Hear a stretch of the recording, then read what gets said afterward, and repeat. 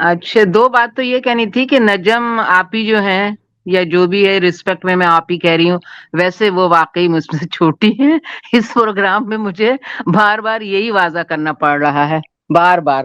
اچھا بہرحال ایک تو ان کو اتنے ایم کیو ایم کے، میں نام نہیں لوں گی آدمی کا کیونکہ مجھے طبیعت خراب ہو جاتی ہے، میں دراصل بہت کمزور قلب کی مالک ہوں، لیکن اگر کوئی یقین کرے تو لوگ مجھے ہمتور سمجھتے ہیں، لیکن بہت سارے حالات ایسے ہوئے، میں بھی ٹوٹی ہوئی عورت ہوں۔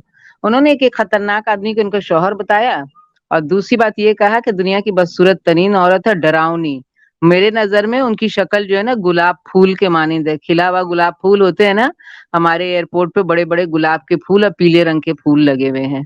اچھا دوسری بات، یہ اسد بھائی کی طرف اشارہ تھا کہ کوئلہ لے کے بیٹھتے ہیں اور کیا کہتے ہیں دانت پہ مل لیتے ہیں اور مونچھوں پر، ٹھیک ہے نا۔ اور تیسری بات کہ شاہد بھائی جو ہیں وہ جمعدار فیملی سے ہیں اور ابھی ابھی جھاڑو رکھا ہے۔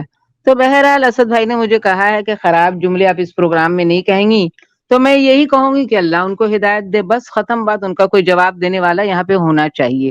یہ بری بات ہوتی ہے کسی کی شکل بھی کہنا کہ ہر کو خدا نے بنایا ہے، یار ہم تھوڑی وہاں بیٹھے ہوئے تھے اللہ میں جب ہماری شکل بنا رہے تھے، ان کی مرضی ہے اور اللہ کا لاکھ احسان ہے۔ نجم زہرا بھی خوبصورت ہے، ہمیں تو اسد بھائی وحید مراد لگتے ہیں، قسم خدا کی کھا کے کہتی ہوں میں۔ شاہد بھائی بھی مجھے وحید مراد لگتے ہیں، مجھے کیا ضرورت ہے ان لوگوں کی تعریف کرنے کی، میں تو کالر ہوں، آج ہوں کل ختم ہو جاؤں گی یہاں سے۔ لیکن اللہ نے ہر ایک کی شکل بنائی، ہم سب خوبصورت ہیں، ایسی کیا بات ہے۔ کتنے ڈھیٹ ہیں اللہ تعالیٰ۔ اسد بھائی نے منع کیا خراب الفاظ کہنے نا، شریفانہ الفاظ ادا کرنے کے لیے کہیں ان لوگوں کے لیے، مگر کتنی ڈھیٹ ہے اللہ تعالیٰ۔ تم لوگ کس موضوع پہ بائی دے پروگرام کر رہے ہو بچوں؟ ہاں کس موضوع پہ کر رہے ہو؟ جعفری صاحب کے تو منہ پر ہی باری بج گیا کہ لگ رہا ہے اینڈ ہو گیا۔ آج وہ ایک بڑھیا لے آئے تھے، پتہ نہیں وہ بڑھیا کا کیا قصہ تھا، بشرا شکیل کو آل فار بکنا شروع کیا، مطلب ان کی دماغی حالت ٹھیک نہیں۔ میں نے یہ میں ڈاکٹر نہیں ہوں لیکن میں نے اندازہ کر لیا ہے، اتنا جنونی کیفیت طاری ہے نا۔ اچھا اس لڑکے پہ بھی بہت خطرناک جنونی کیفیت طاری ہو گئی ہے، اور جنونی کیفیت کا طاری ہونا ٹھیک نہیں ہے۔ سب لوگ اپنا خیال کریں، یہ لوگ ہمارے بھائی بہنیں ہیں، اور نجم زہرا تو ویسے بھی میری بہن ہے، اور اس میں لیکن سب سے ٹاپ پہ میرے لیے زندگی میں اسد جعفری بھائی ہیں۔ کیونکہ کوئی کچھ بھی کہے کہ میں نے یہ پروگرام ابتدا کی، میں نے بتایا، میں بھی واچ کرتی ہوں ٹی وی، وہ کسی نے بھی ابتدا کی ہوگی ان کی ویلو نہیں ہوئی ہوگی، لیکن اسد بھائی اور اصغر بھائی جب کرسی پہ بیٹھ کے 3 مہینے تک پورے ورلڈ میں اعلان کیا، تب جا کے یہ کیس ابھر کے شامل ہوا ہے۔ اب تو اس کا جو مردہ کبھی قبر سے واپس آتا ہے، ایسی مثال ہے نا، مطلب اب تو ان کا کچھ بھی نہیں ہو جاتا نا۔ یہ نہیں بار بار کہہ رہے ہیں کہو شریف خاندان ہے، ہم ولی اللہ کے خاندان ہے، ہم بہت شریف ہیں، ہم بہت نیک ہیں، ہم بڑے اچھے کاز کے لیے آئے تھے، ہم جگہ جگہ بچی بیچ رہے تھے، بہت اچھی بات ہے، میں بچی کو ورغلا رہی تھی، بہت اچھا کر رہی تھی، ماں باپ کو گالیاں سنوا رہی تھی، سب لوگ تعریف کریں، پورے پاکستان کے لوگ واہ واہ واہ واہ سبحان اللہ سبحان اللہ۔ تو آپ لوگ غلط ہیں، ان کا مطلب یہ ہے کہ ان کو کہیں کہ وہ بہت نیک اور شریف، پاکیزہ اور ظہیر جیسا حسین اور جمیل، یہ 2 کلر ہوتے ہیں ایئرپورٹ پہ جہاز ٹکرانے کے لیے لگاتے ہیں، ایک گرین اور ایک بلو، وہی پہن کے کل آیا تھا بغیرت کا بچہ۔ آپ کہتے ہیں گالی مت دو، اللہ تعالیٰ، میں نے ابھی نعت پڑھی، اللہ تعالیٰ مجھے معاف فرمانا۔